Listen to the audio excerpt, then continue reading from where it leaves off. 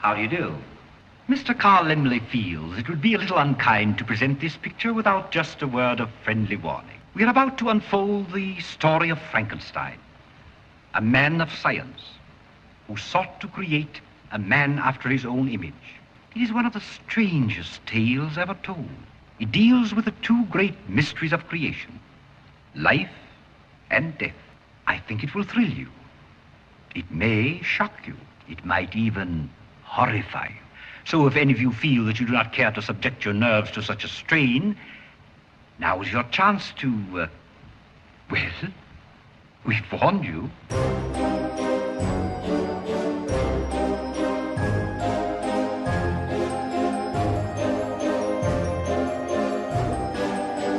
Hello, and welcome to What Makes It Scary, a seasonal podcast unleashing the fear behind your favorite and not-so-favorite horror movies. I'm your host, Jody Henderson of Clever Girl Effects Studios, and with me, as always, Alex Vincent of Mr. Red Productions. It's Mr. Red Productions Monster. Thank you very much. Okay. That's one option I had for an intro. The other one was podcast good. I'll let you choose which one is funnier. Okay. We'll let the audience decide. Yeah, we'll let history decide because we'll these let herstory decide. Because these are some old movies we're talking about true. Today. Uh-huh. The big, the bad, the ugly. See, I don't think he said ugly. Well, we're talking about Frankenstein today. Frankie, my best friend Frankie. Yeah. This is another one of our classic deep dives into the annals. Of horror history. What? The analogs? No, Is that what annals. you're trying to say? Annals, Jody. The annals? Annals. Two N's, annals. I have never heard that before. Well, in my I assure you life. it's a word. Now I know. Yeah. These are old movies. These are classic movies. These are old and classic movies. This is the Universal Monster Squad, which Right. eventually we will be watching that movie. But Monster Squad. for today, we didn't just watch, but we watched Frankenstein movies. Yeah. You know Frankenstein. You know Frankenstein. Well, maybe you don't. Everyone does. Everyone if you knows, don't, what the hell are you doing? knows watching Frankenstein's or listening to monster. this? That's true. It's going to be How very annoying is it to you that people are like, Frankenstein's monster? I flip-flop on it so much. That annoys the ever-loving piss out of me. So this is But if anybody else makes that mistake, I'm sure to be the one that's like, Sure. You mean the monster? Well, that's always the double-edged sword of being smart, is being annoyed when other people are smart. Yeah. But also you have to be smart around people. This is a classic thing about Dungeons and Dragons when people are trying to determine the difference between intelligence versus wisdom. And people will say intelligence is knowing that Frankenstein is the monster. No. Wait. Ooh, No. slam. Intelligence You're not smart or intelligent. is knowing that Frankenstein is the doctor, but wisdom is knowing that Frankenstein is the monster, which works on multiple levels, I think, because, knowing the monster is, the creature versus the doctor is the creature because he's evil and he's a monster because he's monstrous. But also, when people say Frankenstein and they mean the monster, like, what they mean. And so just kind of go with it is the thing that I think. Language evolves and names evolve. And Frankenstein, that's just his name now. Some of the later movies we'll talk about are such a treat to watch and get more into this. So we will dive deeper as we continue on. Okay, but first, have you ever watched these movies? I thought that I had seen the first one, but I never have. It turns out I didn't. These were all new to me. In fact, the only one that I had seen, the only Frankenstein movie at all, which we're not talking about today, is Young Frankenstein. Right. I had We're seen saving that that goodie for another time. Yeah, we got a whole thing planned for it. Yeah. But that was the only Frankenstein movie I'd seen. But obviously, I've seen Scooby-Doo. Right. I've seen a cartoon a time or two, so I know Frankenstein's monster. I know the thing. But what about you? No, the thing is also a different episode. Yeah, I had never seen these movies, never read the book. But again, along with vampires, it's just something that I'm just like, yes, absolutely. Love it. Iconic. Gotta have it. It's the Halloween aesthetic. Yeah. Absolutely. We talked we actually should have done this last season because we talked about werewolves. We talked about Well, I didn't want to put Draculas. I didn't want to put us all in one big old pile. That's true. I want to spread out the love. You gotta sprinkle in the tidbits. Yeah. Haven't talked about witches yet. That's true. We got plenty of time. The Witches, Roald Dahl. The Vivitch. The Vivitch. That's another one. We're spoiling our future movies. We are. So you'd never seen it. No. Okay. No. Like I always do. Yeah. I always run like what we're doing past my mom to see if it's popular or not. Yeah, to see what she knows. And I was She's a like, good barometer for just she really normies. Is. And no, for real though, her and my sister. Yep. And I'm like, hey mom, this week we're watching Frankenstein, and she goes, oh, that has Boris Karloff in it. And I was like, good job, Mom. I didn't even know that at the time. Yeah. I was like, really? And she was like, oh yeah, he used to play all those creepy parts and blah blah blah blah. I like hearing what it kind of was like. It was really. I don't want to say when these movies came out because that's not true. But like, because she was not around. But when she was growing up, like I just asked her yesterday, I was like, Mom, did you go trick-or-treating as a kid? And she's like, yeah. They hadn't invented trick-or-treating back then. Well, because I think we were watching a baking show, and it was like a moms, are always so worried about kids going trick-or-treating because they might have razor blades in the apples poison or all this other stuff. And I asked her that. I'm like, Mom, did you go trick-or-treating? Because I wanted to ask her, like, hey, when you went trick-or-treating, did people have like a lot of like baked goods that they gave you, or was it like all wrapped candy? Up. So she was like telling me all the stuff that they used to do. Well, it was mostly wrapped candy. Yeah, I feel like that was so much more work to make things. How many kids do you get when you trick or treat? It just depends on where you live. Yeah. Where I grew up, you get 2. Okay, well, so maybe a little more. Where we live now, I hear we have like 50 to 100, so I'm very excited. Yeah. What did she dress up as? Well, that's what I asked her too. I was like, did Grandma... She said Frankenstein's monster. No. She said, no, Frankenstein, the doctor. Actually, I don't think I asked her what she dressed up as. I asked her, well, did Grandma make your costumes or did she buy them? And she laughed. She's like, Grandma didn't make anything. Oh, geez, what a dunk. And then, well, I thought for sure she might because my grandma's a tight ass. And I was like, well, I feel like costumes were expensive. And she would have just like made you it instead. And she's like, no. You see, my sister would get the costume. And then the next year I would wear that costume. So it was just like a cacophony of costumes that were just like thrown together. Plus, costume cacophony. Like old Halloween costumes were basically just like a trash bag with like a picture on the front of them. Sure. Yeah.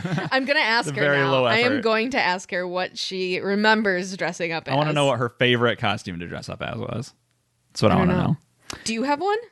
For me, that I dressed up as? Ooh, boy, that'd be tough. Actually, I did go as Dracula one year. Was that your favorite? It's one that I remember, and honestly, that's kind of my barometer for. I feel like you dressed up as Pikachu more than once. Probably. I love Pikachu. Cute. Thank you. We should post that picture That'd be a good on idea, Mr. Ed Place. If we can find it. So, again, earlier in this season, we talked about the Alien franchise, and one of those movies is called Prometheus, and the book is called Frankenstein, or The Modern Prometheus. Yes. So we did that on purpose. Written by Mary Shelley and came out in 1818. This is an old one. Dracula came out in the 1890s, the Bram Stoker's Dracula. Right. So this was like far predates that. And there's always this like story about how Frankenstein like came to be. Yeah. Which I had never heard of, which is so fucking interesting. It's a fascinating story, yeah. Yeah. You were telling me there's like a Doctor Who episode about it. There is. They go and visit the castle that they were kind of quarantined in. Not quarantined, but... Don't. You're going to shock our audience. Sorry. I know. But essentially, there was an extremely Game of Thrones-like event in the world where a volcano erupted and like spread ash all over the world. This really happened. This is crazy, but this really happened. And it was known as the year without a summer because it was just, overcast and not very sunny that year. So they kind of just had to stay in. It was like the weather was awful. It was raining all the time. It was just miserable. So they just stayed in. And to keep themselves entertained, Mary Shelley, her future husbando, and Lord Byron, like that Lord Byron, were all stuck in this castle together. And they just told stories. And one of them would end up becoming Frankenstein. So Right. And you've never read the book. No, I've never read the book either, but I downloaded it in expectation of this podcast. Right. Have not read it. I think we watched Crash Course.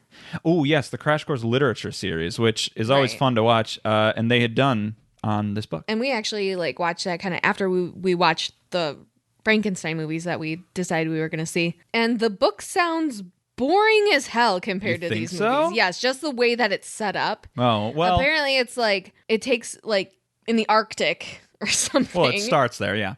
And someone is picking up Victor Frankenstein. Mm-hmm. And our main man. Who is telling all the stories. Essentially, yeah. About what happened to him. Most of the book and most of the story that we know is recounted from him, so it's like a flashback. But it all takes place within this, Arctic explorer writing in letters to his dying sister or whatever. So it goes deep. It's like Inception, essentially. Yeah, this book. because and then it's other stories within that. And it keeps flashing sideways and backwards. It just doesn't. And eventually, Victor Frankenstein dies, and then the monster shows up, but is just paying his respect. It's just not what everyone thinks Frankenstein is. The dichotomy between the classic story that everyone knows and the original book, this story, the Frankenstein story, is so much steeper, that difference, than anything else we've ever talked about. All of the versions of Dracula are essentially pretty accurate to the book. Obviously, there's some that are more accurate, but this is almost unrecognizable, and except for he creates a man. And that's about it. Yeah. Other than that, if you were to read this book and then watch the movie, you would kind of struggle to see the comparison unless you really thought about it. Right.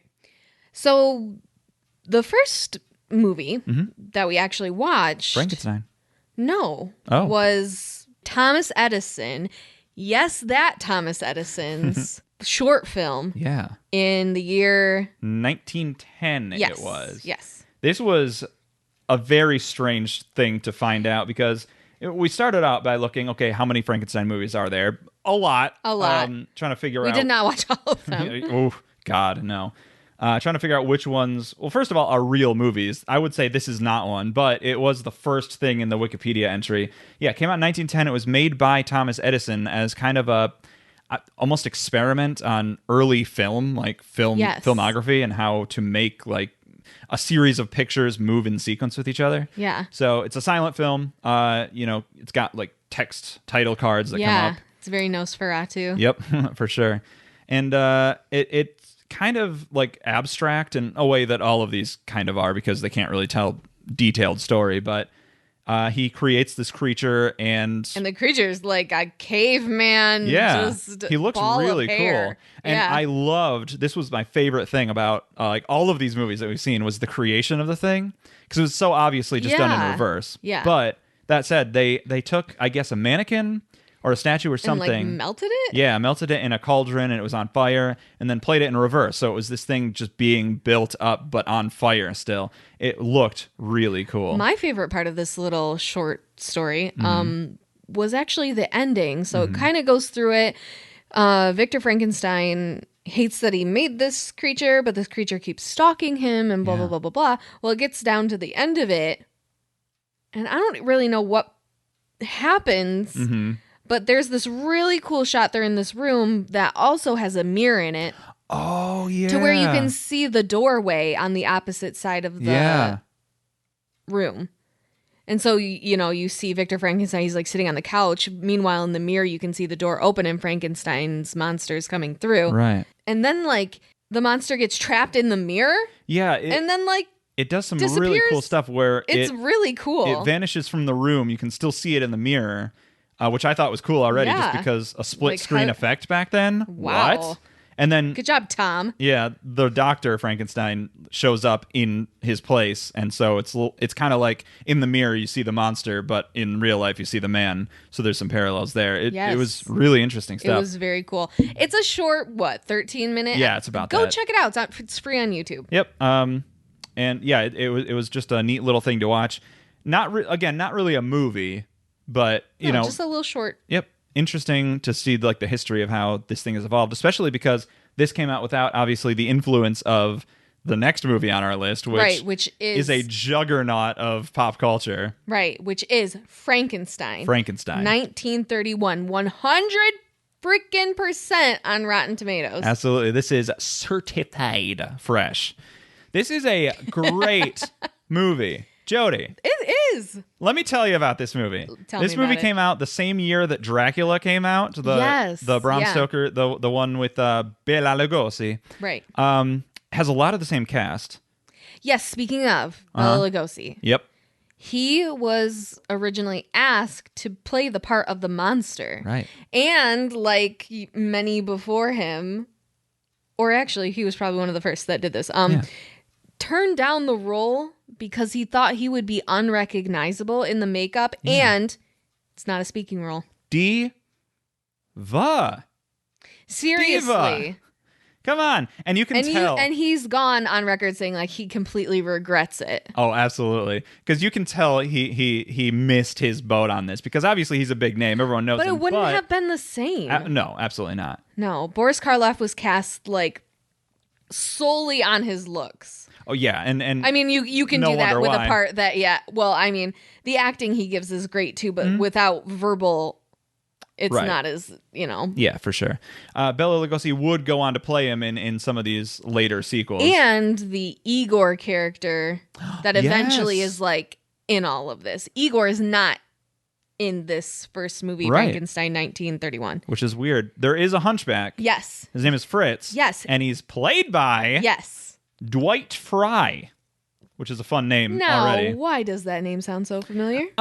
May I direct your attention away from 1931 and instead to 1931 with the Dracula movie that came out that same year. He was Renfield in that. Yes. And I guess now's a good time to point out Edward von Salone, who's in this movie as Dr. Waldman or Waldman. It's Germany, whatever. Right. He was Van Helsing in Dracula. He was Dr. Van Helsing. So I think there's a few more people who kind of are in both movies, but those are like the two main ones that we. I remember this had started, and I thought the guy who played Dr. Frankenstein was Renfield. You did. You said, "Is that Renfield?" And I looked it up. I'm like, "No, the guy who's actually Renfield." The guy standing next to him is. It was funny, but okay. So this guy Frankenstein, Colin Clive, I think. He does not look the way you imagine the mad scientist would look. Well, yeah. But he does such an amazing job in this movie. I love this performance because he does a really, really great job of doing the, it's classic over the top, like stage theatrical acting that these movies do. But he plays it in such a way that like just feels rich. It feels like what you want this character to feel like without really looking big and imposing or quote unquote mad or anything. I was really impressed with his acting. Yeah, I was too, because you always see these old decrepit glasses wearing goggles, hair all crazy. Doc Brown from Back to the Future, yeah. And that it's alive. Right. And this is a like good looking dude. Right, yeah. And he has like an honesty to this performance where you can tell he believes what he's saying. Right. And I think that's important. Well, apparently he like had a huge drinking problem or whatever. Yeah, this is a bummer. And it's unfortunate that there are so many talented actors out there who have vices like these that are not healthy, and and sometimes you wonder if it's like, is that what makes these people so great at acting? Because you almost are acting all the time because you're not okay. It could be. Robin Williams was like a famous person for that. Like, you're not okay, but you have to just go on and act like you are. Yeah. There's a lot of stuff that goes into like tortured artists and pain bringing out great art, which I don't necessarily believe. I think a lot of people like might not have that and still make great stuff, but it's definitely true that a lot of people who make great stuff have this deep pain in them. Right. Deep pain like the burden of knowing you created a monster. Oh my gosh. Okay, let's get into this movie. So, Dr. Frankenstein is getting married. No, good for him. I know somebody like that. Yeah. Yeah, for sure. His fiance Elizabeth is with. Oh, okay. Hold on. Let's back up. Let's back up. In this movie, This is inexcusable, by the way. This makes me irate. I hate this movie so because of this. Stupid. Dr. Frankenstein's first name in this movie is Henry. Why? I don't know, but he's got a friend who is staying with Elizabeth, and his name is Victor. Why? Fucking why? Why would they do this?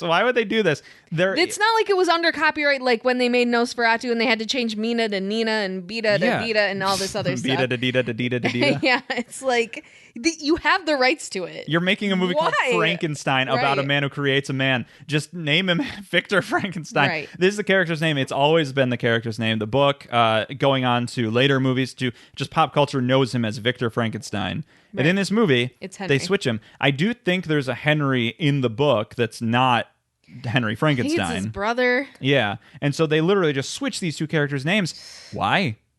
No reason. I have a theory. I think it's because this guy, Victor, like the character Victor, he's meant to be more, because he's like an Errol Flynn type. He's got that pencil-thin mustache. He's meant to be, I think, more seen as the lead character.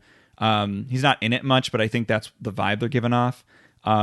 And so I think they wanted, Victor is a stronger name than Henry. Sorry to all the Henrys out there, but I think they just wanted him to be more like the leading man, and so they switched it, and Henry's like this kind of, you see it as like a thin character, you know what I mean? So I think that's why they did it, but it's a mistake. It's a piss poor reason. Yeah, because Victor Frankenstein is such a great name. Right. So they're kind of separated. Elizabeth and Victor, the friend, are one part, and Dr. Frankenstein is trying to do these experiments. He's going to graves and digging up freshly dead bodies. Yeah. He's cutting down criminals who have been hanged. Mm-hmm. But he's getting all these pieces together to... Well, he's got to catch them all. Okay. To like piece together this perfect man, but he needs a new brain. Imagine that. Yeah, man needs has a brain. no brain. Yeah. Tale as old as time. So they go to the college that Dr. Frankenstein goes to. Right. Sloan, Mr. Sloan, who plays Dr. Waldman in Van Helsing, he's a professor at. Right. And he's giving a lecture about, in this jar is a normal brain, and in this one it's an abnormal, psychotic... A criminal brain, he says. Yeah, brain. I have a bunch of issues with the terminology they use here, but what can you do? It was old. It's 1931. We've learned since then. But so Fritz, his little sidekick, goes in the hunchback, and goes to steal the regular brain. Yeah. Drops it. All right. And then he grabs the other one. He's like, this one will do. And just takes the abnormal one. Are we to assume that the character of Frankenstein's monster, like the shambling Boris Karloff creature, is the way he is because they grabbed this brain? Yeah, imagine what it would be like. Right. I think it's just to mean, because he does kind of go into it that like he just has like underlying anger issues is what makes it so abnormal. Okay. Like something in the brain triggers him to act out violently. The amygdala. I've heard that word used about brain, so I'm going to say it's the amygdala. How about the cerebrum? Okay, that's another one. It's the cerebrum is pressing against the amygdala. God, we're smart. We sound smart, at least. So I don't think it's necessarily that like they would be super different. Mm-hmm. I just think it's that like angry. Sure.ness. Well, he's made into a monster for sure. And I think maybe that's a part of what they're going for. Anyway, he gets his brain, he takes it in, and so Frankenstein and Fritz are, they're getting ready to do it. They're getting ready to pull the lever, Kronk, as they say. Yeah, basically. It's a badass scene. Oh my God, it's so cool. It's everything you think I want to of. live here. Yeah, it's just this big tower. Yep. That like, all this electricity is flowing through and all these big machines. They got machines for days. They got gadgets. They got gadgets you don't even know what they do. Gizmos. Not absolutely. Gizmos. So yeah. And of course, right when they're about to get this thing going, Victor and Elizabeth and the doctor show up and they're like, "What the hell are you doing?" Yeah, you're crazy. He's like, "Sit down and watch." Yeah, sit down and shut up. Yeah. And he says the greatest line in this movie where he's like, "Well, this is a great affair scene, isn't it? One man crazy, three very sane spectators." Right. I love his performance in this movie. Yeah, I do too. One of my favorite lines comes like almost immediately after that. Yeah. Where they've raised the monster, brought him back down, and he starts moving. Yeah. He comes alive. Oh my God, he's moving. And of course, classic, everybody does it. It's alive! It's alive! It's alive! It's that, but then he later goes on to say, I know what it is like to be God now. Mm-hmm. They, of course, originally cut that line. Yeah, they were like, no.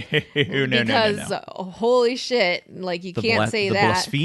The blaspheme. Can't say that. Beatles can't say that either. That they, What? The Beatles? Yeah, they got in big trouble for saying that they were as popular as God. Whoa! And what did the Dixie Chicks get in trouble for? Oh my God. The Beatles and the Dixie Chicks. They're basically the same. The Dixie Chicks just got in trouble in America because something about Bush. Oh, well. I mean, Green Day did the same thing and they're fine. Yeah, but Dixie Chicks girls. are different. Yeah. Yeah. Anyway. Yeah, unrelated so, yes, to Frankenstein. they actually put that line in a movie. Yeah. I think that's badass. In 1931. Yeah. Jeez, that's cool. But yeah, so they bring him alive, and then they kind of just I can't remember how the scene ends, but he doesn't like get up from the table or anything. No. He goes off into a room, and then they're just like, cool, it's like the next day, and like the monster's allowed to kind of just wander around. Yeah, which is weird choice. And you get like this very first scene of him. He's got these just sunken in eyes and this big brow. I love that this movie. The neck. I love the movie. Makes a show of it when you first see the monster. It like zooms in and you like see it up close. The movie knows what it's doing, and I think that's really cool. Right. And he's a super just tall guy, and he's just almost infant-like, childlike. He just wanders. He doesn't really simpleton-like. Yeah, just like he can't speak. No, can't speak. Just kind of wanders around. Doesn't like looks towards the sunlight like. Is very humanoid and very innocent. Mm-hmm. And then fucking Fritz comes in and is such an asshole. I don't understand this character, Fritz, at all. Well, I think it's just because he's getting all of the attention now. The monster is. You think he's like Fritz. you think he's like the older brother who now has a younger brother? Yeah. And he's like, none of this now. I'm not having any of this. But he like helps Frankenstein create this thing. Right. But of course Frankenstein's like, no, I am God now. Yeah. Now we are God. I think maybe Fritz is supposed to also be, again, in this movie's kind of terms, simple. I think he's not supposed to be. Yeah, obviously he's not as smart as Frankenstein, but right. I think he's also meant to. I think they're playing him as like he's also just. He doesn't know what's going on fully, so he's like, I'm just going to make fun of this big guy. Right, he's like throwing torches at him and all this other stuff. Whipping him. So the monster's like, shaking and like cowering and all this other stuff. And I hate it. Like, Yeah. I absolutely hate watching scenes like this. I love watching you watch movies because you do get so like emotionally invested in the characters to the point where you're like, oh, this is so sad. And I'm like, I'm sure it is. It's also a movie. Like, it's fake. I know, but it's so sad. I bawled watching the newest Power Rangers movie because they make fun of Billy, who is an autistic character. Like, I don't like that. You literally spill tears on your face because of 2017 Saban's Power Rangers. Yes. I love you. I love you. But I can't stand when people make fun of people who are different or like it sucks. I hate for it. sure. Or like just people who are childlike and stuff. Like I just hate that. And so Fritz dies, so that's good. Right. Frankenstein hangs him. Thank God. The monster. Sorry. Woof. Yeah. The monster Frankenstein hangs him. He's like, I'm tired of you as a companion. No. Frankenstein just hangs him, and the doctor and the other doctor. Yeah, the doctors run in and find him, and they lock him up, and now they're like, okay, we gotta put this monster down. Like, he can't be running around killing people. He's bigger than both of us. He's bigger than hula hoops. Yeah, they're like, we created a man. Cool, done. Now we can kill it. We created you, I can destroy you. Right. So they go in, they're gonna give it a sedative and then kill him, which they do. Yeah. And then that's when Elizabeth shows up again with Dr. Frankenstein's father, Baron Frankenstein, who has a big tumor on the back of his goiter. head. This was so weird. We noticed this, and it was all we could see. Well, because it takes up the entire frame of the movie. Almost. And I know I just got done with saying I don't like when people make fun of other people who Sure. are different, but like, what is going on? Yeah, this is weird. On the back of his neck, he has this thing, this protuberance that's bigger than his head is. Protuberance. It's very distracting, but yeah, this is just this character, by the way, this Baron von Frankenstein or whatever, is such a joke. I hate He's a dad. this character, but he's like old. He's like super old and doddering. He is doddering. I don't know what that means. Well, he's this character. Everything this character does is just like, oh, him. Yes, well, we have to serve the servants. He whistles through his teeth when he talks, which I think is like one of the funniest things in the world. Yeah. That's something you have to be doing on purpose when you're doing an old person impersonation. I guess, but like when people just do it accidentally, I think it's funny. so funny. The Family Guy dude. Yeah. But this character, he's a joke, and his whole thing is he's just trying to get the marriage back on track. Right, because it's like a town celebration. It's like a British royal wedding. It just improves the economy and all this other stuff. Yeah, it's a big event for everybody to be happy about, and things are not happy right now because of the depression and the plagues and all this other stuff. I don't know about plagues, but definitely depression. Yeah. Yeah, and so he's trying to, and Frankenstein has been too obsessed with his, playing God and creating life that he's not really creating life in the way that most people do. Could he not have just gotten laid? Like this, everything could have been prevented if he just like made baby. Made baby. Make baby.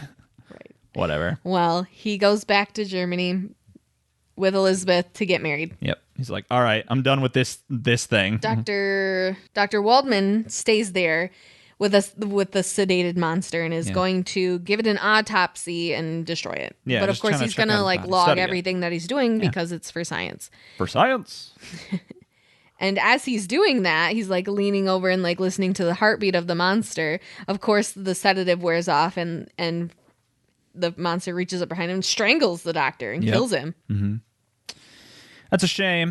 This character is nothing, so I don't really care. Right. But now Frankie's on the loose. Yeah, he's out. Who's on the loose? Frankie. I'm going to call him Frankie. Okay, cool. Frankie, yeah.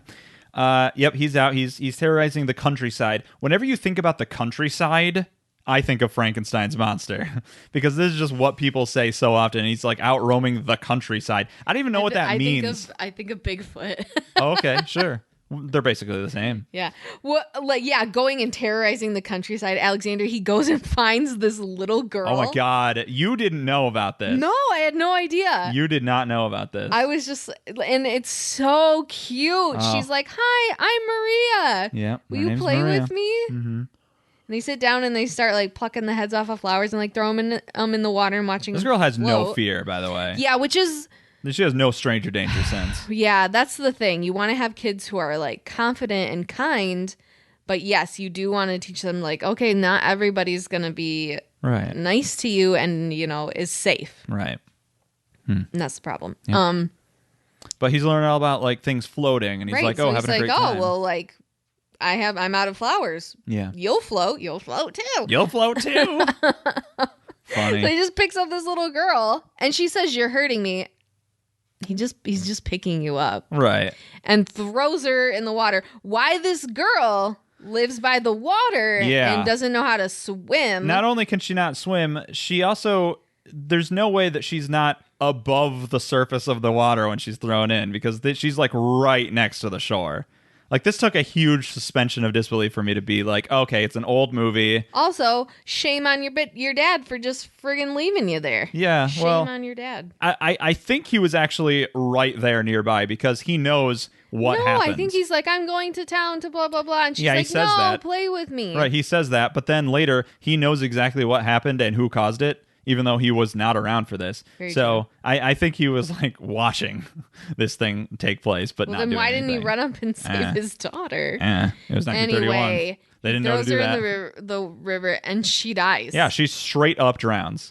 This is crazy. I was like losing my mind. Mm-hmm. I was like, does she really die? And you're like, just wait. Yeah. Yeah, I had no idea. No And idea then- that actually happened. But then, the father obviously finds out about this and doesn't think that she accidentally drowns because he walks her body through the town. Oh, this is a gut-wrenching scene. Yeah. Of just like the wedding is pretty much happening, and here's this in the whole town's in celebration, and this Dancing. father is literally just like dead weight, carrying this girl Right. through the streets. Yeah. And goes to Baron Frankenstein and is like, it was this this thing did it. Like, he knows what happened. Again, this is so weird because he knows what happened. And so they form a classic angry mob. They're like, we have to go find this monster. Right. We have to go find Frankenstein. And Frankenstein's like, I think you mean Frankenstein's monster. Yeah. So word catches around that the monster's on the loose. And Frankenstein's like, okay, Elizabeth, I'm just going to lock you in this room. Nobody's going to get you. Wait here by this open window. Right. Frankenstein breaks in. This is another great scene. Oh, yeah. I love this. Because he walks up to her. She turns around. She and screams. the face he makes is literally like wiggling eyebrows. Like, yeah. He does like the side mouth where he's like, "Rrr" thing. It is so funny. Maybe that's where that came from. Maybe. It's old enough that I believe it. Because it really does feel like he's making a choice to like be a pass at her, yeah. Right, he's like, being flirtatious, and so I would almost believe that was not a suggestive sound or look until this movie, and that's what people are kind of referencing without knowing it, just because it's so on the nose, and it can't have been either an accident or intentional, unless it was. Right. He attacks Elizabeth. Yeah, she's fine. She's fine. Yeah. Big departure from the book. Right, where in the book, he kills her. She straight up died. She's dead, bro. So they go in there, and now it's the manhunt is on for the monster. Yep. Frankenstein's joined. He's like, I will also help find. Right. The monster makes it to this pinwheel,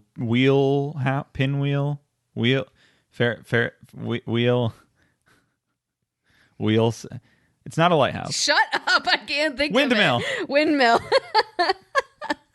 You just kept talking. Well, I had to get there. Windmill, and is hiding. Yeah. But this angry mob just comes, and they've got torches, no pitchforks. Nope. It's a shock. And Frankenstein runs up there to try and stop him. Frankenstein gets a hold of him, throws him off the top of the building. He hits a propeller. And it reminds me of Titanic when that guy falls and hits the propeller. Yeah, and just like he survives. Barely. Well, I actually was wondering about that because obviously in the next movie he's alive, but I mean Frankenstein dies in this one too. The monster. Yeah. So I mean, the monster. No, because at the very so like then they set the windmill. Oh my god. Are you okay? No, set the windmill on fire. And this is another awful scene I hate watching too, because like Frankenstein, the monster is just like screaming and is like, to me like being burnt alive is like the second or third worst way to go. What are the first two? Being like just dismembered. Oh, okay. And second being eaten by a shark. Wow, that's the order. Yeah. Dismembered, eaten by a shark, burned alive. Yeah. Okay, fair. Listen, I just don't want to be scared when I die. Okay, yeah. Well, so yeah, he burns to death. The whole thing burns down, and then there's this weird scene. Well, I guess Frankenstein does survive. Right, he survives because Elizabeth is like there in his bed by his bedside, and is like, it's gonna be. And his father's just like, it'll be fine. Let's drink some wine. Yeah, and the movie ends with him saying like a toast to the House of Frankenstein, which is a good line. But again, if you cut this Baron character out of the movie, it would be 1,000 times better. But I will say, I did love this movie. I thought it was really, really good. Obviously sad, yes, and old, but just comparing it to Dracula, I found Dracula to be pretty boring as a movie. Sure, as an icon and as a story, it was interesting. Yeah. But from a filmmaking perspective, it wasn't really doing anything that we haven't seen later on. Obviously, it's an old movie. It's so hard. Dracula is like we said during that episode, it's because we know what vampires are, so it's not exciting. Because, like, we know, like, obviously a vampire bites you and wants your blood. Right. Whereas, it was, when it first came out, a big mystery. Yeah. What's going on? Like, Four non-blonde song. What's going on? Right. So I don't know. I like both of those movies. I really enjoyed Frankenstein. I like both of them too. I just think there were a lot of stylistic choices made with this one that I really liked. The camera moved around. You never see that in older movies. The camera moved it's like around. walking through the streets of Germany, and it was really cool. It was really cool. So I like this one a lot. And this movie is so iconic. Everybody knows the things from this movie. This movie made up stuff about the Frankenstein mythos that you can't not do them today. Like, I don't think they mention electricity in the book, but now that's like such a fundamental part of the character. You can't have a Frankenstein without those bolts on his neck or without the idea of lightning bringing him to life. Correct.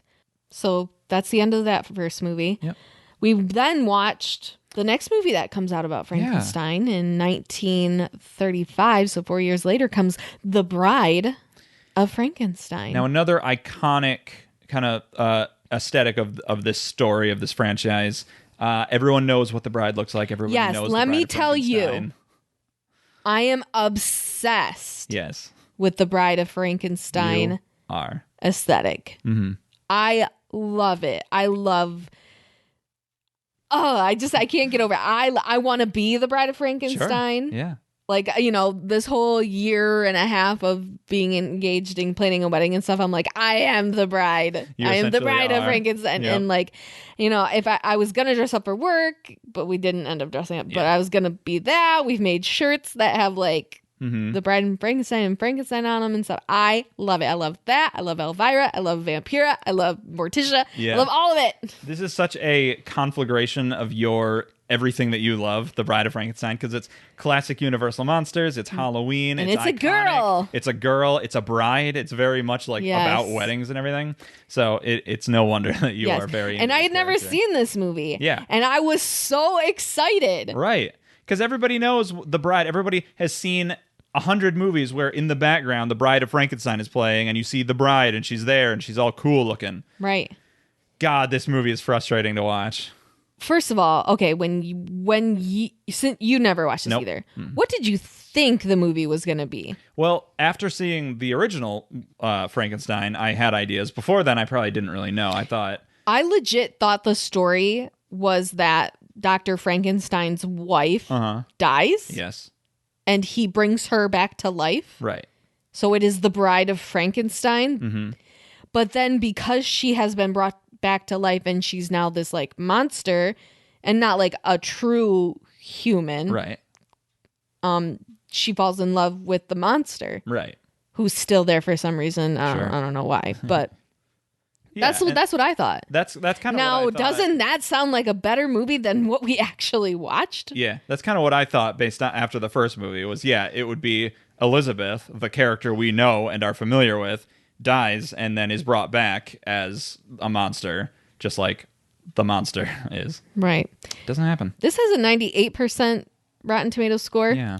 I think it's too high. You think so? I think despite our misgivings, I think it's still pretty good as a movie. It's fine. The way it opens is on... I love this opening. Yeah, this takes place on that night that Mary Shelley is like telling the story of Frankenstein to Lord Baron and all these other Lord people. Baron. Lord Byron, right. Baron Frankenstein. He's there too. This is such a great idea. I love this opening. Yes, this is smart. This was so... I legitimately old movies you have to watch with a grain of salt, and when you say you like them or not like them, you have to kind of be like, yeah, it's old but it's fun for the time or whatever. I legitimately loved this opening more than I love most movies that I see today. Yeah. It was so cool because like you said, you have Mary Shelley telling the story. It's a perfect way to recap. Yep, you get you get a recap of what happened before, but she's able to like twist it and say, but what if the monster doesn't die and instead survives and then goes on and blah, blah, blah. So you get the rest of the movie, which is, again, her telling it, but such a great idea. Right. So Frankenstein's monster did survive. Yes. He's like, I'm back and I'm pissed. Exactly. It goes around and immediately starts kind of killing people. Yep. He like he crawls out of the ashes of the thing. There's like a pit, and he starts throwing people in. He's like, and just tosses them in. Yeah, but he doesn't throw in this really annoying character. Oh my god, this old bird. She is straight up just a bird, and I called her. She would be played by what is her name? Mona Lisa from Parks and Recreation. Oh yeah, Jenny Slate. Yeah, she'd be played by Jenny Slate because she looks just like her, and she's like a mix of her and Lillian from Unbreakable Kimmy Schmidt. Yeah, Carol Kane. Yeah, absolutely, she is. She's a lot of fun, but she's way annoying. She's like the comedic relief of this movie. She's a runner throughout it. Oh my gosh! But she does say when the monster... I was really hoping he would kill her. I was too. When the monster crawls out of the ashes, she says like, "It's alive! It's alive!" and then runs off. And I thought that was clever. But she doesn't say like, it's like, "It's alive! It is!" What's all this then? Yeah, it's like alive, she is so annoying. She's very annoying. So she runs off and kind of tries to warn people, but they don't really believe her. Or maybe, no, they send a party out to go and catch the monster. Or do they? I don't remember what happens in this movie. They do, and they catch him, yeah, and then he immediately breaks out. Yeah.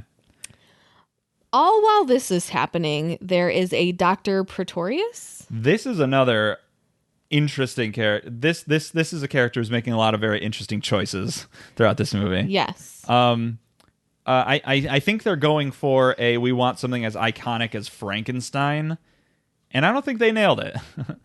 No, this was an unnecessary for me. What I wanted out of this movie.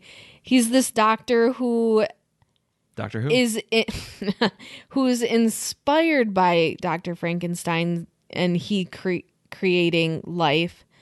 But but Dr. Pretorius kind of done the same thing, but has grown life. Yeah. In a way of these miniature people. And this is interesting. Like the effects on here are cool. Yeah. Because it looks good. It's he these like tiny carries little around things. all these little people in jars. Yeah. It's like each one of them has like a story and all this other almost. stuff. Yeah. And the movies don't address the fact that he was able to create from nothing. Yeah. Life. Like I would almost say this is more of a fantastic feat than what Frankenstein just bringing did. Someone back to life. Right, because you're just reanimating something that was already alive. He created these things and gave life from them. Right.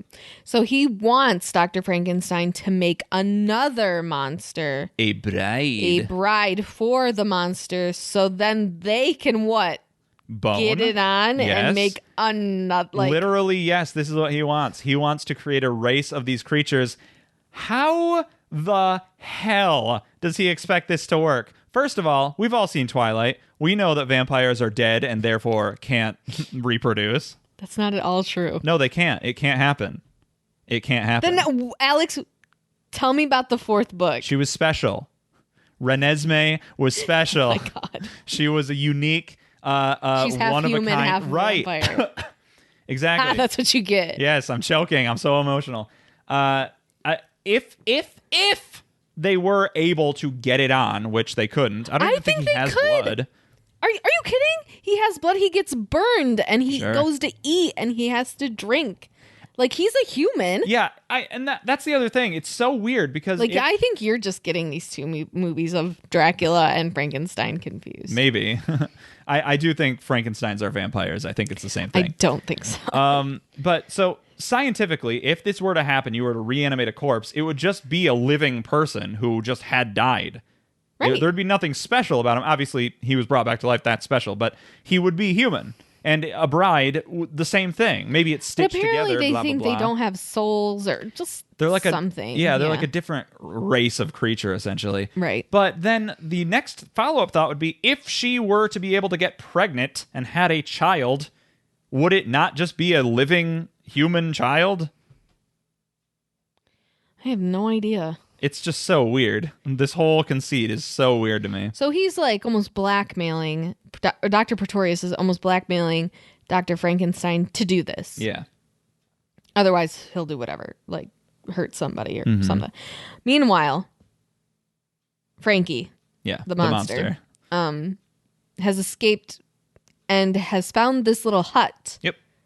He's shacking up. with this guy who's playing the violin. Mm-hmm. And he likes it. He's like, music, good. Yeah. Goes in there. The guy's also cooking a turkey. He wants some of that. Delicious. What is this, Thanksgiving? Yeah. No, it's Halloween. Turns out that guy's blind. So he's like, oh. He like hears Frankie and This is a classic toxic Avenger situation, I'm just saying. Yeah. And is like, oh, you must need help and you must not be able to speak and I can't see and together we're going to be best friends. Mm-hmm. And so he does like teach Frankenstein's monster how to talk, to smoke, to drink. Yeah. He's like, food, He's a good. bad influence. Smoke, good. Yeah.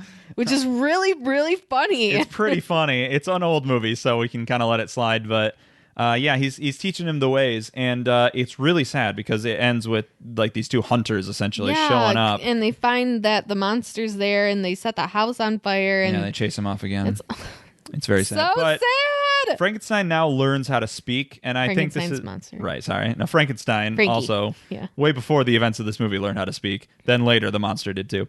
And I think this is kind of dumb, like him talking. I don't really like it, and as much as he talks, I don't like. Yeah, and yeah, he talks a lot, and he knows way too. He understands way too much. Yeah, especially towards the end of the movie, where because he gets kind of hired, but taken in by Dr. Pretorius to kind of captures him and is like, I'm gonna, we're gonna make you someone who's like you. Right, and so he understands that he's not normal, he's not human or alive or whatever, and Dr. Pretorius, like Dr. Frankenstein, can resurrect a body for him to love. All of this he understands as a child, essentially. It's something that barely understood what words were 20 minutes ago. I don't buy this at all. This creature is way too intuitive now. So, I mean, Dr. Frankenstein does it. He is making him a bride. I mean, he goes through this existential crisis of like, should I make this other monster? Like, they're not real people. He kind of, that's racist. I mean, that's what he thinks. He's like, I'm bringing back people who have already died, and they're just so empty inside. Yeah, but they do it anyway. Yeah. At a certain point, I wrote down a bullet point in here. Where's the bride? This was about 80% of the way through the movie. Right. And then they go through the whole shtick again of like raising the body up, getting it struck by lightning. And now we're at about 95% of the way through the movie. Right. And like a Fritz character is back again. Yeah. Actually, I think it's played by. I think it is the same actor, Dwight Fry, who plays. But it's a different character. Yeah. Not a hunchback. But Frank the monster goes and throws him off the side of the building while all this is happening. It's a cool action scene up there where he tosses him. So we bring the bride back down, we unwrap her, we fix up her hair. Yep, she's got the classic straight up and hair. talk about a bird. Yes, she is darting her head all which way. She's whipping her hair back and forth. Right, she is a straight up bird. Yeah. And is like very skittish. Yeah. And like is somehow like fine with the two doctors being there. Yeah. But like when she sees Frankenstein, the monster, like just shrieks. Yeah, she's scared. And mirror much, lady? Yeah, look at yourself. He who throws stones in glass houses. And it's really, Frankie's like, slowly approaching her and like, touches her arm gently to show that like he's compassionate and whatever. And she's just having none of it. She's just like screaming. She says, no means no, sir. Yeah. I know you understand that. So then Frankie just can't take it anymore, and he like looks at Dr. Frankenstein and is like, get out of here. Yeah. I'm gonna blow this place up. Why he doesn't want to take the doctor with him. The doctor has caused so much trouble for him, and like all of this is his fault. It's still his creator. Yeah. So he says, you get out of here, and he pulls the self-destruct lever, which they just have. So Dr. Pretorius, the bride, and the monster. All kaboom. All dead. So how long was this bride in this movie? Maybe 3 minutes. Maybe. It makes me so mad. I waited the whole movie for my favorite character. I was kind of fine with it, not because I hate women, but because I was convinced that she would be in more movies than just this one. Yeah. Because Frankenstein's monster is. That's what I thought too. I'm like, well, they got to have like a 2. Right. There's a movie called Son of Frankenstein. Obviously, she'll be here. Returns. She has not been in another movie. Maybe like some of the other weird ones that we just didn't watch. Injustice. This is such a served travesty. to Bride of Frankenstein. All right, but now, Jody. No, we're not going to talk about that yet. Jody, we are going to dabble. You're teasing me. We're going to dabble on a couple of different movies. Okay. That go from here. Mm-hmm. Like we said, the bride never comes back. Frankenstein is kind of played by a bunch of different people. Yeah. Boris Karloff. He's even played by Bela Lugosi at one point. Mm-hmm. I think it's the one where he plays it's like Frankenstein meets the Wolfman. Oh yeah, because Lon Chaney Jr. is back as the Wolfman. Right, but there's like that, and then Bela Lugosi also plays Igor in a different movie with Frankenstein. We get a character named Igor with a Y, who's not a hunchback, who's not a servant to Frankenstein. He's kind of like just another. He's another one of the Dr. Pretorius and types. Eventually, they put Igor's brain in Frankenstein's body. It's like just all this mythos and all this confusion and blah blah blah blah blah. And that's just this franchise. Right. There's another. Ooh, I have to talk about this. There's another franchise where it's like a British kind of thing where Peter Cushing, a famous actor, is Dr. Frankenstein, and in one of those movies, not all of them, but in one of them, David Prowse plays the monster. Now, David Prowse was the original guy who was in the Darth Vader suit, and Peter Cushing was Grand Moff Tarkin in the original Star Wars movie. So they were back together again, back funny. at it. Yeah. So that was a fun little find. But yeah, but just this Universal original series of movies is very strange by itself. And then it all lay dormant for a little while. How long would you say? Well, in 2014. Oh my God, Jody! The next movie came out. I'm mad at you. Don't be mad at me. Can I tell you why I'm mad at you? Sure. Because you put this franchise, this episode before the worst horror movies. I don't agree. Well, you with know you what did you're that. feeling. Yes, I did do that. You did but do that. I will not stand for the slander of this movie. Jody, what movie are we talking about? We are talking about I, Frankenstein. I, Frankenstein. Starring Aaron Eckhart. Yes. So, I love this movie. I liked it. I love this movie. I also loved Birdemic. Right. These are two movies that are very, very special to me because when I watch them, there's a light in my heart erupts and I feel warmth for the first time. This movie Yes. is a mix of The Dark Knight, obviously. Oh, it is so The Dark Knight. And Daybreakers that we watched last season. Yeah, it's those two things. But more, I would say that's like 2% of the mixture of this movie. The other 98%, and explains why you like this movie legitimately, is Underworld. Oh, yes. Because this movie is it's the same movie. all of those things. Yeah. Aaron Eckhart plays Batman in this. He plays Frankenstein. Well, he plays Frankenstein's monster. Yeah. I love this movie. Who, in the very beginning, kills Victor Frankenstein. It takes place in the time that it should. Buries him and takes his book. It's extremely book accurate. They essentially scrap the original movies, anything that's come before, and it's just the book has taken place. And so Frankenstein's monster survives the book, and at the end of it, like you said, he has this journal. Frankenstein, the doctor, has a journal that gets taken by these gargoyles, Right. which are alive and flying around and at war with demons. Okay. Yeah. Makes sense to me. Well, sure. You're throwing a lot at me already in this movie about a man who's created from life and, this whole story about, the hubris of man and playing God and everything.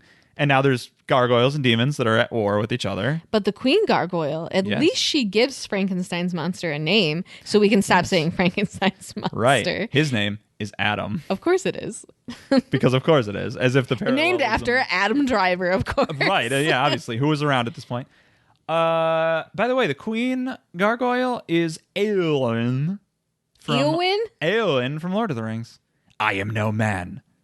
Oh, Yeah. that makes sense. That's cool. So they say the Gargoyle Order in this movie as if that's a thing that we're not supposed to laugh ridiculously at. And we're also supposed to know what it is. Yeah, right. Like, for sure. like the elders and the Yeah. and like we're supposed to know what that is. So I don't understand why this movie doesn't have 100% on Rotten Tomatoes. It has 5%. It has 5% because it has something called the Gargoyle Order in it. Like, Jody, what do you want me to do there? It's the Gargoyle Order. I want you to just roll with the punches for me. Like am. you said, the Gargoyle Order. Hell yeah, the Gargoyle Order. The demons from hell. Yeah. By the way, they make a reference to the fact that Satan unleashed 666 legions under the world. It's fine. We don't need to deal with it too much. This movie just throws so much out there. Right. So Frankenstein the monster, Adam, yes. has to help the gargoyles Right, he's like in league defeat with them. the demons. Yeah. And they have this stupid thing where they call it if a demon is quote unquote killed, they like descend back into hell. Right. And if a gargoyle is killed, they ascend to heaven. So it's not killing, it's descending versus ascending. Right. And they keep saying this, like, I've been descending demons. But the since demons before you were want born. Adam because he doesn't have a soul. Oh my God. And a demon can enter a human body if it does not have a soul. Yeah. And so they're the interested. Demons really want to enter human bodies. Why? So they can walk the earth. Yeah, but they're already walking the earth. I don't know. That's just a story. Yeah, it's a dumb story, Joe. You have to let me have this.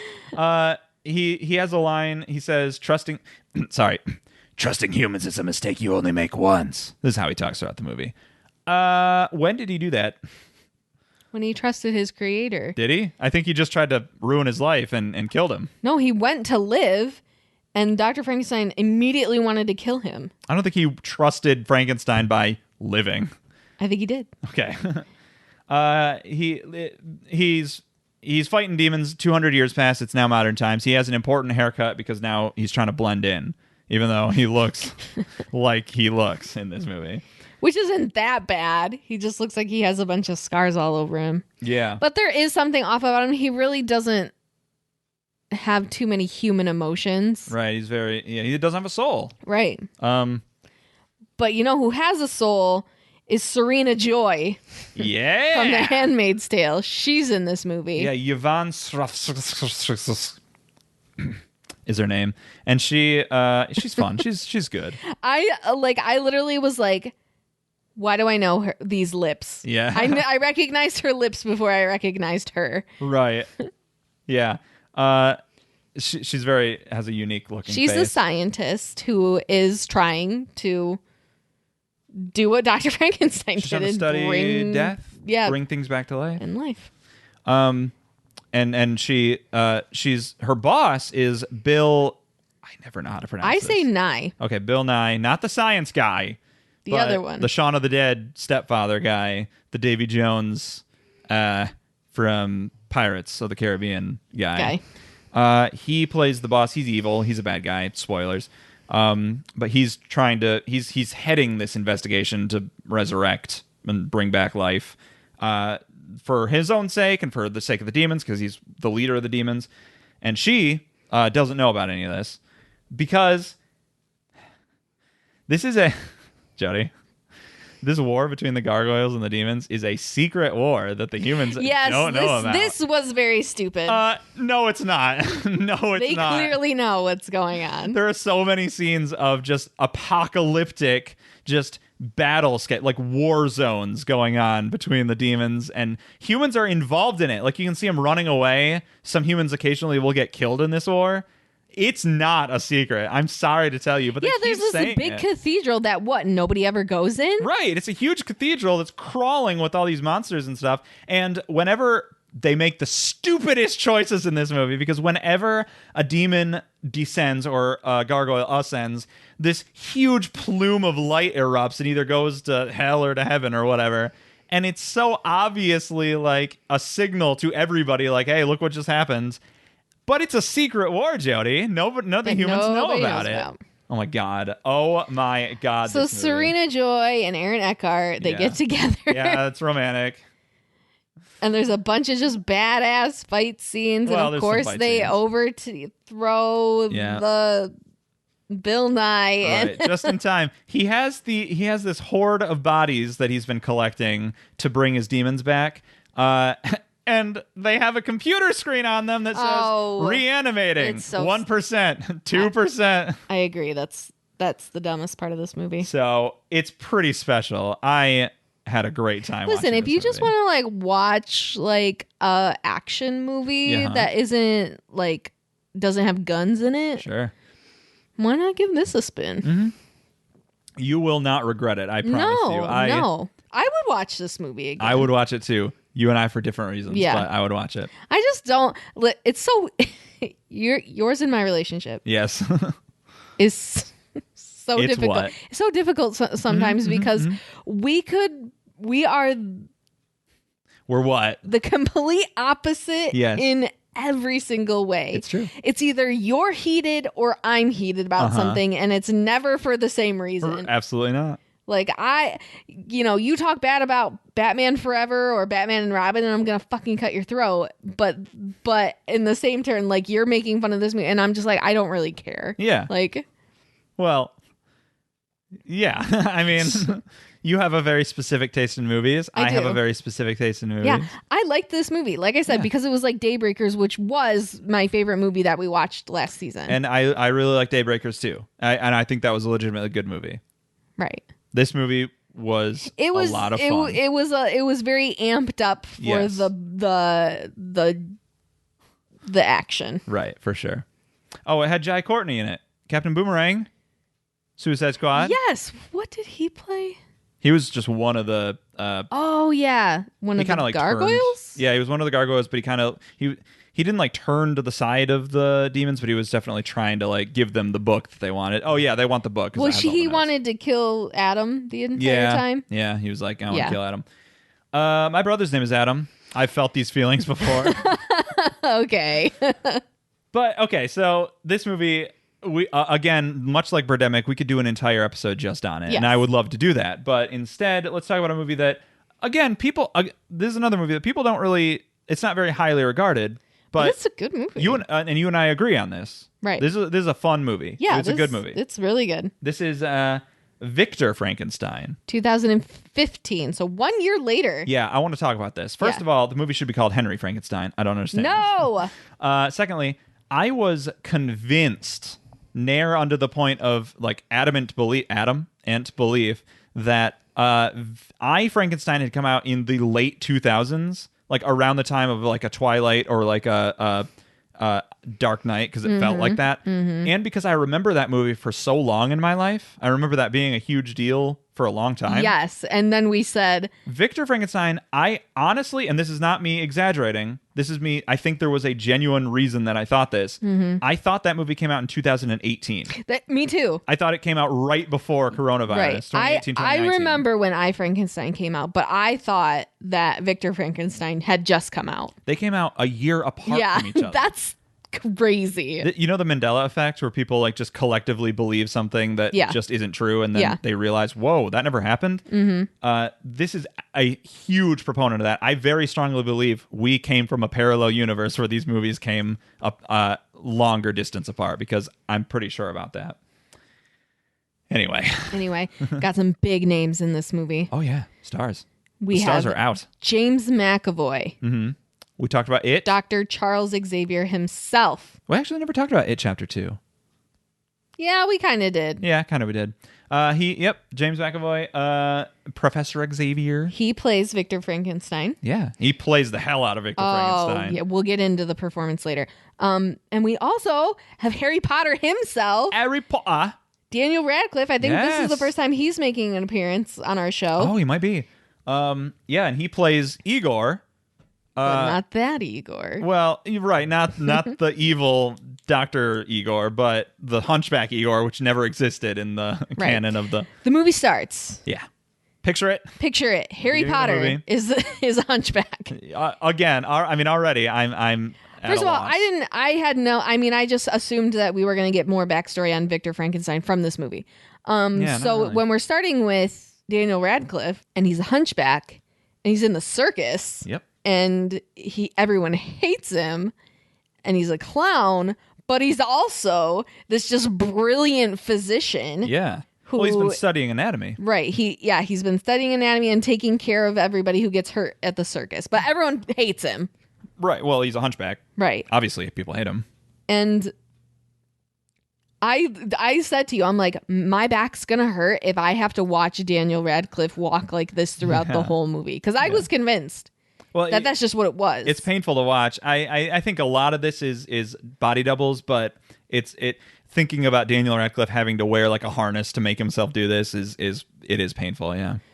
So Victor Frankenstein, James McAvoy, comes to the circus one evening. This is extremely Batman. Forever? Yes, this is extremely Batman Forever. Funny. He comes to the circus, the acrobat falls and is wounded, and it's a big panic. And this is how the main character, the title character, meets his sidekick companion. Just like Batman Forever. Man, all we needed was Aaron Eckhart in that movie. Oh, man. To play Two-Face, who was in that was in Batman Forever. And he was also in... Yes, he was. And he was playing Batman in I, Frankenstein, because he was just like... Man. Oh, we never talked about the end of I, Frankenstein, where he says, I, the watchful protector. I, Frankenstein. So dumb, so amazing. Well, I think the dumbest part of this movie, Victor Frankenstein, is when... So like you said, the acrobatus. Yeah, is that what you would say? Because probably she's a female? not, but I don't know. Falls, breaks her collarbone like into her body. Oh, and Igor, the hunchback, who his name. He doesn't have a name. He doesn't have a name. It is infatuated with her. Right, and he is like, and of course Dr. Frankenstein comes over as well, and they like fix her. Yep. And that's when Victor Frankenstein's like, "Oh, you're brilliant, right? You have a great mind for science. You're like medicine. A straight up doctor. You know tons of stuff. You're coming with me." Right? He kidnaps him. Basically, he's like we're leaving. It becomes this big whole thing of like it's an action scene. This movie tries to be an action movie. Oh, but wait, what I was saying is when he's like, "And what's your name?" He's like, "I'm," and then the shot just stops. And we get a title card of Victor Frankenstein. I like this. I don't like this. It's dumb. It's because it's the only time it happens. No, it's not. It does happen at the end. But it's the only time that it doesn't say like for any other character. That's true. I thought it was fun. It's just a fun way of introducing him. Dumb. Okay. So then, yes, it becomes this whole cat and mouse chase. And they end up killing a guy. Do they? I don't remember. Yeah. Because the knife throwing guy goes to throw a knife at the hunchback, but it misses him and hits another guy and kills him. Sure. They get away. Yeah, we don't... I feel like the movie could have been shorter without this extended escape. I liked How hard is it to get away from a circus? Well, they wanted to keep him there. Sure, but I feel like you could just get away from a circus. Yeah. So they get away. Yep. And they go back to Victor Frankenstein's house. House/lab. And then he's like, okay, I'm not going to hurt you. Which immediately makes you go, ugh. Oh, why are you saying that? And he does hurt him. And oh my God, this was the greatest scene ever. It's weird. You and I pronounce the word grossest in very different ways. Oh my gosh. So what he does, and I didn't see it coming. No. Was he takes this needle and shoves it into the hunchback's hunchback. Not only does he do that. No. Let me tell it. Okay. He has a hose hooked up to the syringe and starts pumping out infection. You're missing a crucial step of this whole disgusting puzzle. What? He siphons it like you would do gas through with his mouth and spits it out. I literally could vomit as we sit here speaking. This is the grossest thing. I just think it's so cool. He's like, this is an abscess that you have had for 18 years. Yeah, he says, you're not a hunchback, by the way. He's like, yeah, you're not a hunchback, at least not in the skeletal sense. Right. You don't have a malformed spine. So he siphons out the infection. First of all, I'm a little disappointed. I watch a lot of abscess videos. You sure as hell do, Jody. You sure as hell do. And the viscosity and the opacity what can I think about while you're talking about of the infection is not opaque enough. Literally unwatchable. I mean, kind of. It ruined the illusion for me anyway. So yeah, he deflates the hunchback. and then he gives him a back brace so he can stand up straight. So yeah, apparently he is, I don't want to use the word normal in this case because that feels wrong, but he doesn't have he's not a hunchback. He doesn't have a skeletal deformity. Right. And so he stands up straight. And that's his thing throughout the movie. Brilliant. It is. It is seriously brilliant writing of one, having your iconic Igor hunchback character, but not killing your fucking actor to do it. Yeah, for sure. So to kind of like broadly talk about this movie a little bit, it's kind of this thing where Victor Frankenstein is this, he is, I would describe him as a mad scientist. Yes. He's a bad guy in this movie. I think fundamentally. He's a college student still. Right. Who is just, trying to bring life. Yep. And he kind of uses Igor. He has like a previous roommate who died whose name was Igor. And now he's like, you're going to pretend to be him just for tax He doesn't reasons tell or him whatever. that he's I know, but I'm broadly speaking throughout this movie. There is a scene where they go to a party, which is a lot of fun because Victor Frankenstein is a belligerent drunk and he's like, just, no, sperm is sperm and creates life and everything. And he's bashing the table. He teleports in this movie. You're right. He kind of does. You know why? Because he's Charles Xavier. That's true. He can do that. He's like, hey, friggin' Jezebel, Bedazzler, what? Jubilee. That's it. Jubilee, get over here and throw me a portal or something. Okay. I thought you were talking about Lorelei, like Lorelei? the Arab acrobatus. Right. Yeah. Anyway, he's on the lower level and he's like causing a scene, and then Daniel Radcliffe and Lorelei, the acrobatist, is they're looking out. They're like, "Who is that man?" And then Victor shows up. He's like, "Who's who? Who's who?" Yeah, you're right. So then they're doing all this science, and he's like, Igor, you're gonna be. He gives them the name Igor. Yeah, and Daniel Radcliffe's character is just so happy to have a name and to stand up straight and to look normal and to not be at the circus. Right. And he's like, yeah, I'll do anything he wants, since he's kind of is a physician himself. Yeah, like knows anatomy super well, and they are creating a homogeneous thing. Homunculus. Yeah. Which is a D&D term. I mean, It's not from D&D. Mass to bring back to life. Yeah. And they display it as like this kind of experiment, a show at the college get funding. And they're successful. They create life. They bring this chimp and with a bunch of different parts. Right. And the movie acts like this is a failure because it gets away and causes havoc and almost kills them, and they have to put it down. And the movie treats this as like, oh, what a horrible failure, what a travesty. But they create life, and they create the hell out of it because this thing is vital, like vitality, like it's vigorous, it's running around, it's holding itself together during this fight. It's like hanging off things. Like they do a hell of a job of creating life, but the movie treats it as a failure because it just got out of control. Because you can't control it. Sure, but that's not. So then they're like, okay, we can't do this on animals anymore. We have to do it on humans. Right, but because if it's a human brain, you can control it. Right. I guess. They also get a funder. Yes. Financier. Finnegan. Yes. But this is a weird character because he's like gay 16. As hell. Yeah, he's very queer coded, I think. Yes. But so he's like funding them and he's kind of like pushing them along. He's almost like he becomes the driving evil force of the movie because Victor doesn't really have reservations about it, but he's definitely being pushed along by this Finnegan character. So they've decided that, to make a human come back to life, it needs more. Yeah. It needs 2 hearts to pump enough blood. Doctor Who, once again. Yeah. To pump enough blood to keep it alive. Because they noticed that the chimp was like breathing heavily, was having a hard time breathing and living. So it needed 2 sets of lungs and 2 hearts. Right. And a flat head. Why?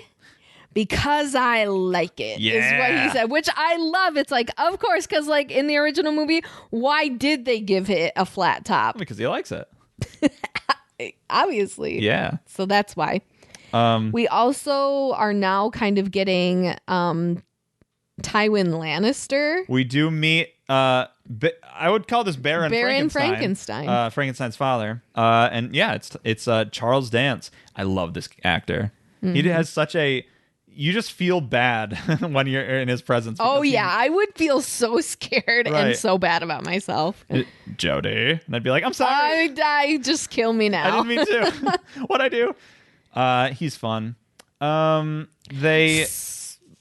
So this cop has kind of been following them this entire time because he's trying to find Dr. Frankenstein and kind of pin him for the murder at the circus and blah, blah, blah, blah, blah. He's like noticing that all of these animal pieces are going missing and showing up and all this. And he figures it out that Frankenstein is trying to bring something back to life. This Catholic motherfucker. This might be the most religious of the movies, which I find interesting. Is so high and mighty and is using his cop status to break in and be like, you cannot create life because it is a sin against God. Yeah. Keep your fucking church and your fucking state separate, please. Right. I know you're England and don't apply to our rules. If you could do that for me, please. Thank you. Yeah. Knock it off. Right. I hate it. This guy he's essentially Javert from Les Mis. Oh, yeah. Like his whole thing is like, I only care about this and I'm only going to... So they get a warrant and they're coming to arrest Igor, or who they think is Igor, and Dr. Frankenstein. Yeah. Well, they blocked off the door and all this other stuff, and Igor comes back and he's like, we got to get out of here and blah, blah, blah, blah, blah. Well, now it's like revealed that the real Igor has been frozen and is dead. Yeah. And has been, Dr. Frankenstein has kind of been using his body for parts and stuff like that. And I thought that what they were going to do to get out of this, because I thought that this was like the finale of the movie. I honestly thought this was the big finale coming up. They were going to reanimate that corpse. I kind of thought that. Of Igor to get them out of this, and that would be the monster. And then they would go from there or end, whatever. But they don't. They're just like, all right, we'll just get out of this, and they just get out of this. Yeah. They run away. Yep. There's this big thing of like, Igor's like, I'm not going, I'm not helping you, and they have their classic and Harry Frankenstein's Potter, like, I made you who you are. They have their like Harry Potter Part 7 like breakup scene where they're like, oh, we're not gonna follow you anymore, and we're gonna go our own ways. At one point, Victor uses the term the modern Prometheus. Yes. I don't remember the scene, but he says, I will be the modern Prometheus. That's fun because that's the name of the book. That's when they're like designing the character to have 2 hearts and 2 lungs and type of stuff. He's like, this will be the modern Prometheus. Right. And so Finnegan, because they're under arrest, wanted, he shuffles them away to Scotland? Scotland, I think. But what ends up being the laboratory. The laboratory, the tower. And it's and eventually Igor, not Igor, the hunchback, who's not a hunchback, goes back to him to be like, all right, I'm not just going to leave my friend on his own to do this horrible thing. I'm going to stop him. I'm going to go stop him. Well, when he left, Finnegan actually captured him and tried to kill him. Oh, yeah, because he was like, you're not He's like, well, you know too much. Yeah. You have to die. Right. They throw him in a lake. They didn't tie the stuff tight enough, and he swims away. Well, the genie shows up and says, hey, kid, make a wish. All right, well, this one's on me. And he signs his name on there. Right. I remember. So, yeah, that's... So he sings up and he's like, hey, Frankenstein, Finnegan's going to kill you once you get... Which... done. No, he won't. He might have. No, he won't, because he's going to want another monster. Who knows? Anyway, it's scary to think that he probably could. Yeah, he could. So this whole scene happens. And he tells him, like, you can't do this because, obviously Finnegan, but also, like, you're obsessed with your legacy and people remembering you and your story and your name carrying on. But if you do this, no one's going to remember Frankenstein, the man, only the monster. Yeah, I thought that was a good very line, clever too. line. So it kind of comes out that the whole reason that Dr. Frankenstein's even on this path is that when he was younger, him and his brother Henry had broken out of the house and ran out into the snow. Into the Arctic, one would say. Right. And his brother ended up dying, and he survived until morning and survived. Yeah. So it was kind of his fault because, it was his idea to break out. So he ostensibly like kills his brother. Yeah. And he's like, I need to do this because I took life and now I have to create life. Which again, have a kid, whatever. Yeah, so he there's a lot of like stakes that go on. I wish that they had done this earlier in the movie. Yes, because it seems very last minute. Yeah, it feels like they're throwing it in to give more weight to it. If they'd done it earlier, then you have a reason to. So they raise the monster up. It kind of there's this it becomes very like almost Final Destination-y where the thing goes haywire, the lightning's too strong, and the thing kind of falls and start just killing people because it's like it's swinging and breaking bridges and right, everyone's falling to their death. But the monster survives, ends up like standing up and becoming like it's crazy, alive. It's huge. Yeah, it looks really cool. It looks like one of the engineers from Prometheus. It does, like just big, muscular, just. Big. That's all I can really say. I like the word mascular, a combination of muscular and masculine. Shut up. I like it. And again, another dumb action scene. The movie didn't need this, but I guess how else would it end? Where Igor and Frankenstein have to like fight this thing and put it down. They end up stabbing it through its heart, and they're like, "Yay, we did it!" And they're like, "Wait, too hot!" And then they stab it through its other heart. It dies. Great. I'm convinced. Yeah. That when people are casting James McAvoy. Yep. They're like, all right. They're either like we have a character that yells a lot. Yep. A yelly character. Okay, I need James McAvoy. Or they get James McAvoy and they're okay, add some yelling. Yeah. He's a very shouty actor. He's a good yeller. He's good at yelling. He's a whole yeller. He's a whole yeller. Because he literally is like I don't even know what to say, but it's like the modern Prometheus or blah blah blah. He's just like hire the blah blah. It's just he's a good yeller. Igor, too hot. Yeah, too hot. Yeah. And the movie ends where it's kind of weird because it fades out from that. It fades back in. Igor is still there. The body of the creature is still there in the exact same place, hunched over, much like a hunchback. Damn, makes you think. And does it? Yes. Lorelai shows up and it's like, Igor, what happened? He's like, I went through a whole journey. I'm emotionally mature now. Anyway, what's Frankenstein up to? And she hands him a letter. Oh, here's a note. Like, when does this take place? How long has passed since the fight scene? 3 hours. Who knows? Sure. Frankenstein is out just exploring. And he's like, your friend. He writes him this letter. Your friend. And then it freezes. Stands up, freezes. Victor Frankenstein. Card. Yes. See, it's good. It's bookends, Jody. Yeah. I like this movie a lot. You liked the famous line that, or not famous line, but one that we now say to each other is like,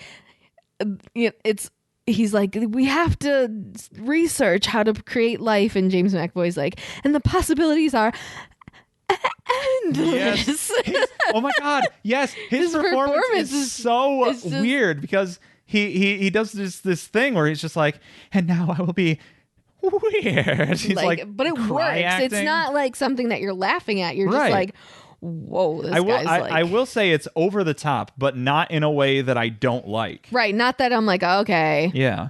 Move on. So James McAvoy has become one of those actors that I just love watching. Like any movie that he's in, I'm just like, I can't wait to see a James McAvoy movie. Just because like his choices as an actor are so good. And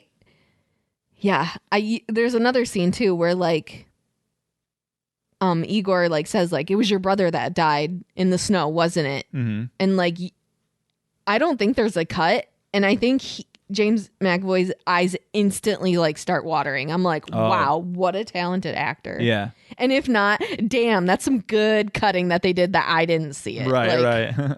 They kind of just like took some drops of water and just threw them. Yeah. It was the aim that's remarkable, really. I'm always impressed when like people can really control those emotions. Mm-hmm. Yeah. Yeah. And those were the Frankenstein movies. Yeah, there's a ton more, but those were the ones we watched. And you know what? We had a great time. Yeah, these were fun. I would say every one of these movies I enjoyed watching for different reasons. I don't know. That Bride of Frankenstein really got me sour. Yeah, but it had tiny, tiny little things. I don't care. Okay. I wanted a bride. A bride of... And by the way, Dr. Pretorius, when they create the creature... He's like, the Bride of Frankenstein. Like, no. Why? Why did he call her that? Because he created it? I guess. I guess, like, poetically, you refer to, like, you're married to your work, or, like, this work is, like, my true wife is this creature I create. Like, I get what they're going for poetically, but No wonder people think Frankenstein is the monster with the way these movies talk about just the monster and everything. Damn. I'll be sour. Yeah. Until we get a Bride of Frankenstein movie. Ooh, who would I cast? Okay, let's play this game a little bit. I mean, I think the answer is obvious. Me. Oh, okay. No. Well, not what I was going for. What? Who? Emma Stone. Of course. Cruella de Vil. No. Yes. No. She looked like Bride of Frankenstein. You know who I want? I want like Victoria Beckham or like looks. She can't really carry it, but like, I don't know. Let me think about that. Okay. I'll tweet it out. Yeah. I'll tweet out what my final verdict was. Follow Clever Girl FX on Twitter for her verdict. Yeah. Before we end, though, let's talk about what makes you scary. It's my time to shine. Yeah. Jody, have you ever heard of my best friend God? Yes. Okay. Well, what about playing God? I don't like that. Okay. Unless you're Morgan Freeman. Okay. Then you can play God. Okay, great. Morgan Freeman's the only one. Anyone else? The idea, and this is a very old-fashioned kind of idea, but the idea of tampering with like God's the creation of life. Yeah, creation of life is like blasphemous is a good word for it, because this is something that's reserved strictly for the creator. Now, I won't speak to how like we feel about this kind of thing, or I feel about it. Right. But this is something that has kind of just bothered people in a theological sense for eons, the idea of like creating life. And so, yeah, it's pretty scary. The idea that like people would do this. And then, that aside, you have somebody makes a creation that goes out of control, that they can't control, something that you make that you can't bring back in, you can't stop after it's unleashed. That's scary because, obviously in this movie, this thing is powerful, it's strong, it can hurt people, it can kill people, but just the idea of I made a thing and now that thing is hurting people that I love, like my wife, who didn't die but was traumatized or whatever. And that's your fault. You have to live with that guilt. What are you going to do? Scary stuff. Right. The thing that I find to be scary about these movies is actually in the eyes of the monster. Yeah. Of being dead and at peace, whatever that means, and then being brought back to life. And am I myself? Do I have my memories? Am I a whole human? Did my whole soul like make it back? And will I die? Right. Like now that I know that death is a thing and kind of what that feels like the thought about that is what really like when I watch these movies, I'm sympathizing with the monster, which it knows what you're supposed to do, but like more so than I feel like other people do. For sure, yeah. You're a very empathetic person when it comes to right, and I just don't want to be brought back against my will, right, and not have the choice to die again. Okay. Like it almost like seems like, well, especially in like I Frankenstein, like he's not dying anytime right, yeah. soon. I mean, he like, lives until modern times, yeah. Yeah. Modern times 2014. Old hat. Old hat. Well, good to know. I won't bring you back then after you die. I'll refrain from that. But yeah, and from the perspective of the monster, I think we're meant to assume that it's kind of a new entity, because it doesn't really seem to, there's never been any reference to its former life. Right. Obviously. Well, and it's a homunculus. Right. Of different men. Yeah, so. yeah. Well, physically, we knew the brain was taken from an abnormal brain in the original movie, but whatever that means. But the idea, and we've talked about this with Dracula and vampires and stuff like that, the perversion of life, where death is not the end. You think that you'll be at peace when you die, but what if you're wrenched back into the hell that is Earth? And that's Prometheus, is it not? Well, Prometheus gave knowledge to it's very symbolic to the humans story, on Earth, and therefore Zeus smited him to every day get his bowels and his eyes pecked out by or whatever, like every day. Yeah, and, so, and to never die, but to just exactly, suffer and through this. every day suffer the same consequences. Yeah, for sure, and it's good scary. job. Yeah, you can see why the parallel was brought up. Yeah. And I mean, in the book, the monster reads in the book because it's a book, and so books love books. But the book Paradise Lost, which is all about Adam and Eve and their fall from heaven and perfection and God and the angels, and just being forced to like be thrown out of that and live on Earth and everything. And so that has a lot of parallels again with the idea of being at peace, being the end, and then you're brought back. And then, of course, to be a villager just in Germany or London or wherever, and then there's a monster going around killing people. It's always scary. We talked about if you have respect for that monster, it's not going to kill you. Well, I guess, yeah. Except for that little girl. Right. She didn't know. Yeah. He didn't know either. He was distraught.